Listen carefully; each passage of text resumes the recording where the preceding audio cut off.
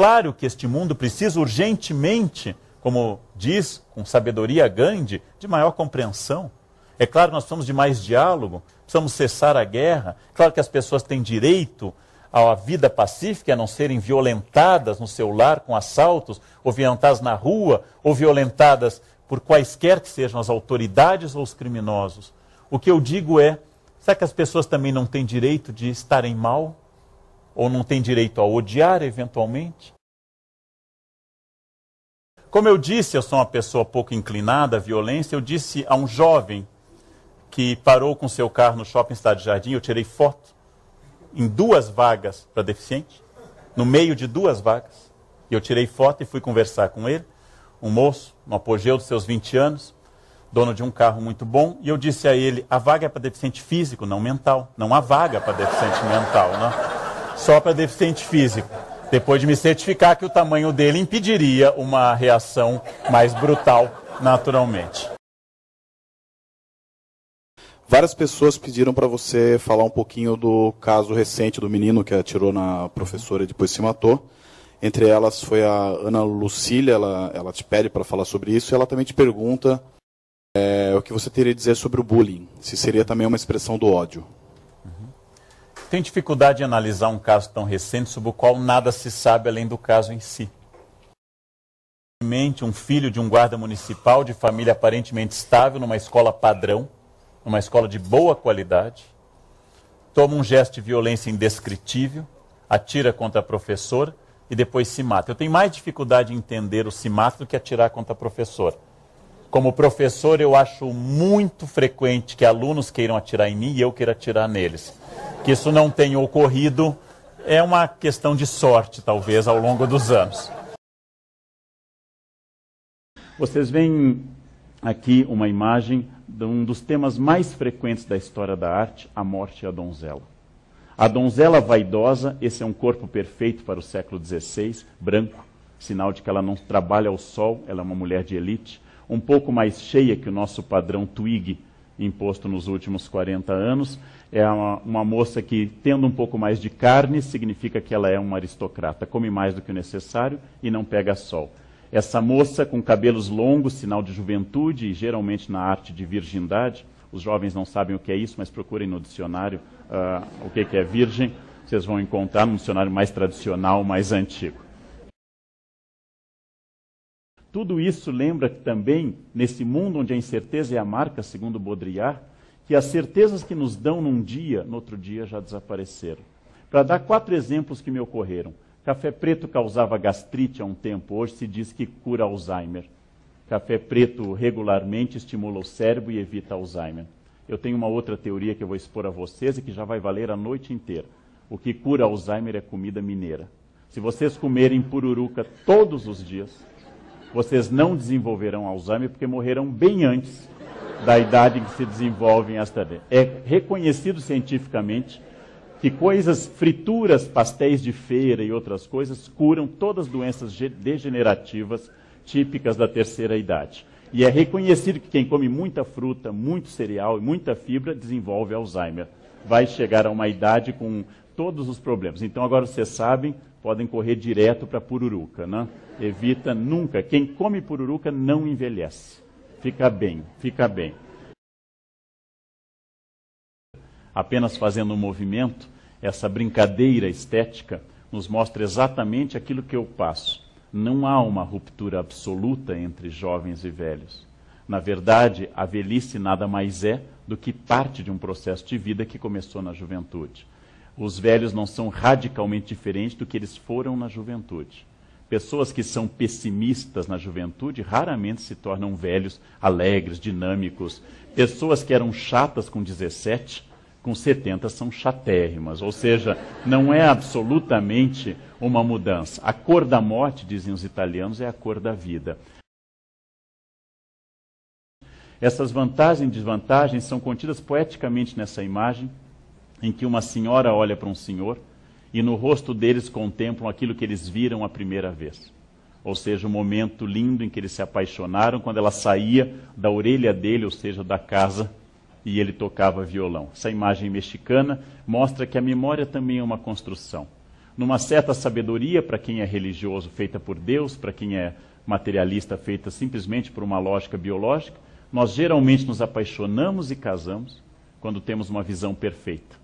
À medida que envelhecemos, vamos ganhando a vantagem da presbiopia, da catarata, do astigmatismo, e à medida que a pessoa amada vai ficando mais feia, eu vejo menos, cada vez menos. E aí nós inventamos o óculos e com ele o divórcio. Ou seja, no momento que eu olho com clareza aquilo que eu tinha, eu levo um susto, não?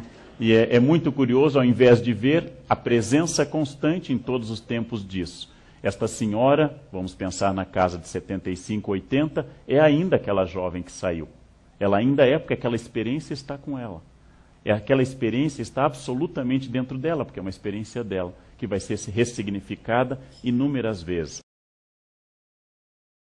Eu acredito que o jovem é mais blasé como defesa, ele é mais melancólico como defesa.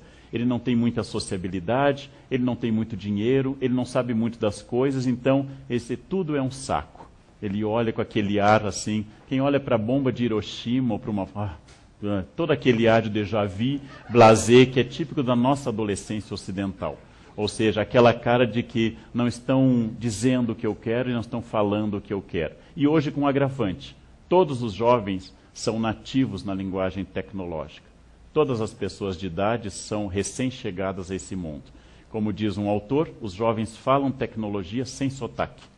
E as pessoas de mais de 40 falam com sotaque. Vocês sabem que quanto maior a idade, tem aquele momento de dúvida na escada rolante. Observem. As pessoas de mais idade olham, tentam mirar o degrau, ficam olhando e dão um pequeno pulo.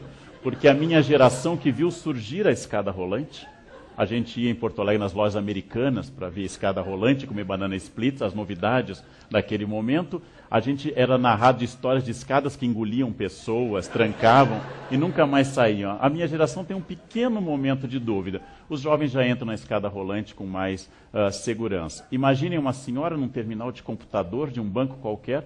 Ela está administrando um computador, ela que nasceu quando não havia máquina elétrica. Ela está administrando uma série de equações de uma linguagem binária de 0 e 1.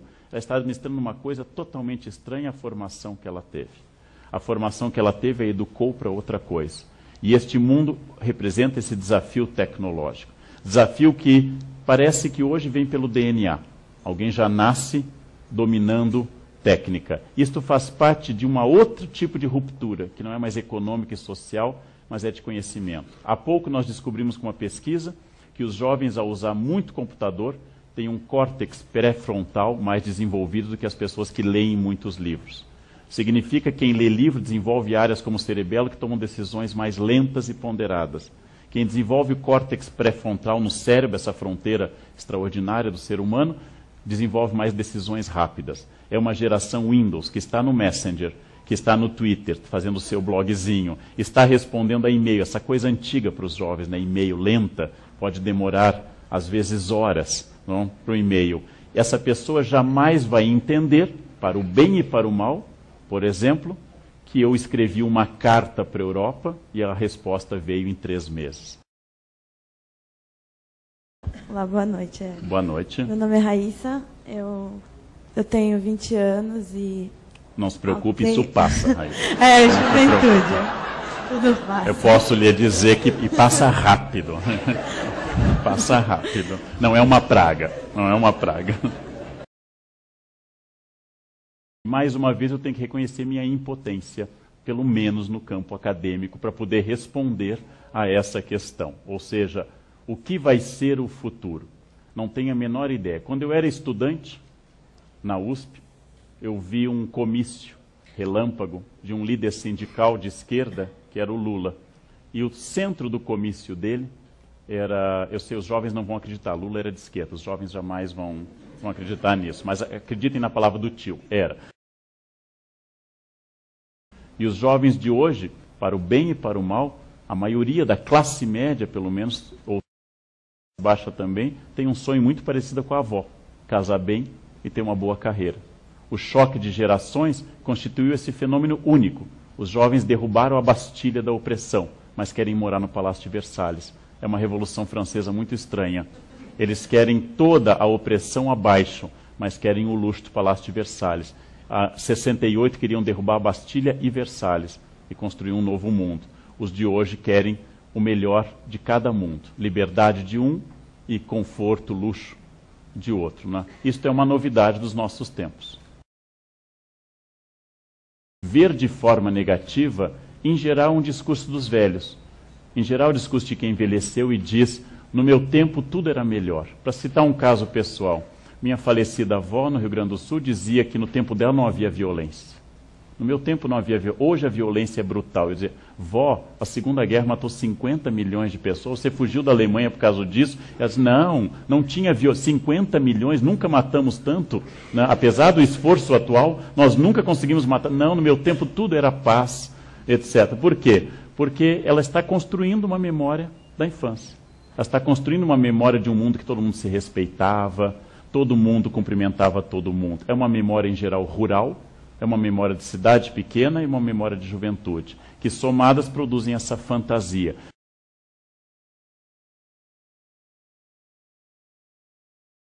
Quem pensa rock, quem pensa moda de jovem, não tem 16 anos. Quem pensa, grava, produz e distribui é mais experiente do que alguém de 16 anos. Nós temos um jovem que, para ser livre, consome um produto feito por um mais velho. E o velho, para ser um vampiro livre também da juventude, vende para esse jovem cada vez mais algo que ele considera indispensável, o sonho de voltar ele mesmo a ser jovem. É nessa dialética um pouco perversa que nós fazemos a juventude insatisfeita porque não pode consumir desesperadamente tudo que aparece para ela, e uma velhice insatisfeita porque pode consumir mais, mas não pode aproveitar porque passou essa época do consumo. A solução seria muito mais pensar neste momento, meu tempo agora, o que eu quero e o que eu posso fazer.